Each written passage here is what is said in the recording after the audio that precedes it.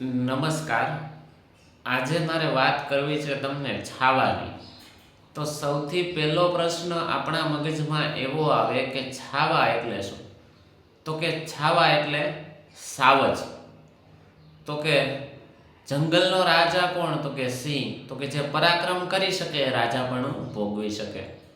એક વાત દ્વારા સમજીએ. જંગલની અંદર ઘણા બધા પ્રાણીઓ હોય છે, પરંતુ શિયાળ જે છે એ ચતુર હોય છે. એટલે આ ચતુર શિયાળ જે છે એ જંગલના પ્રાણીઓને ભેગા કરે છે અને સૌથી પહેલાં તે ગેંડા પાસે જાય છે અને ગેંડાને કહે છે કે તારી ખાલ છે એ આટલી બધી મજબૂત છે, તારો શિકાર કોઈ ન કરી શકે, છતાં પણ તું જંગલનો રાજા કેમ નથી? એટલે ગેંડો કહે છે મને ખબર નહીં. ત્યાર પછી આ શિયાળ જે છે એ હાથી પાસે જાય છે અને હાથીને એવું કહે છે કે તારું શરીર છે આટલું બધું વજન ધરાવે છે, તારો પણ કોઈ શિકાર ન કરી શકે, તો તું કેમ જંગલનો રાજા નથી? એટલે હાથી કહે છે મને પણ ખબર નથી.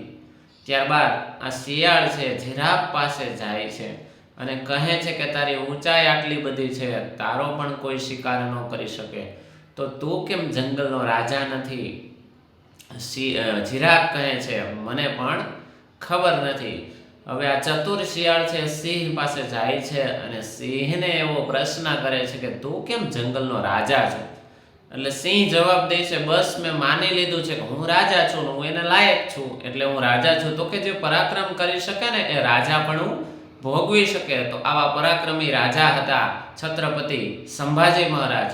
મિત્રો, મહારાણા પ્રતાપની શારીરિક શક્તિ, શ્રી રામનું બુદ્ધિ ચાતુર્ય, શ્રી કૃષ્ણનું સૌંદર્ય અને શિવાજીની વાઘ ચાતુર્યતા, આ ચારેય જ્યારે ભેગું થાય ને અને પછી જે રસાયણ બને એનું નામ હતું છાવા.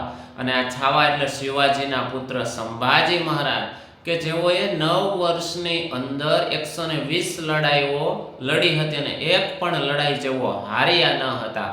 આવા હતા સંભાજી મહારાજ. હવે મુગલ સામ્રાજ્ય, એનું સમ્રાટ એટલે કે ઔરંગઝેબ, જેઓ સંભાજી મહારાજને કોઈ પણ સંજોગે મારવા ઈચ્છતા હતા. અને આ મુગલ સમ્રાટ પાસે 6 લાખ સૈનિકોનું વિશાળ બળ હતું. 1400 જેટલા ઊંટ હતા, 400 જેટલી બળદગાડીઓ અને 150 જેટલા ઘોડાઓનો કાફલો લઈને તેઓ સાથે ચાલતા હતા. હવે બને છે એવું 2000 જેટલા મુગલ સૈનિકો છે એ છાવાને એમ કે બધી તરફથી ઘેરી લે છે, પરંતુ એની નજીક કોઈ જઈ શકતા નથી.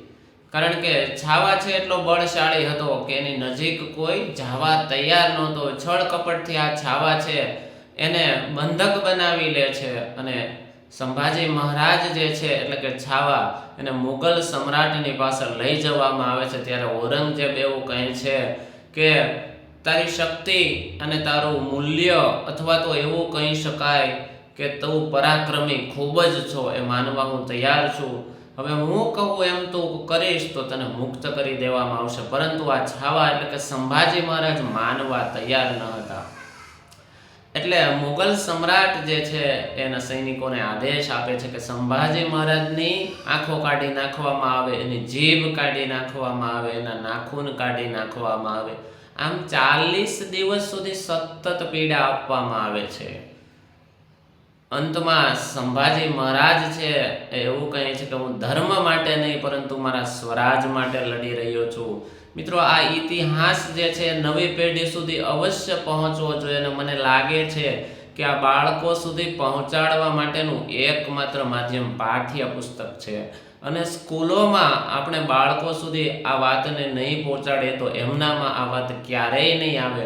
અંતમાં હું એટલું જ કહીશ કે મન કે જીતે જીત હે, મન કે હારે હાર હે, મન કે જીતે જીત હે, મન કે હારે હાર હે, हार गए वो जो बिन लड़े ही हार मान चुके उस पे धिक्कार है. अस्तु भारत माता की जय. वंदे मातरम.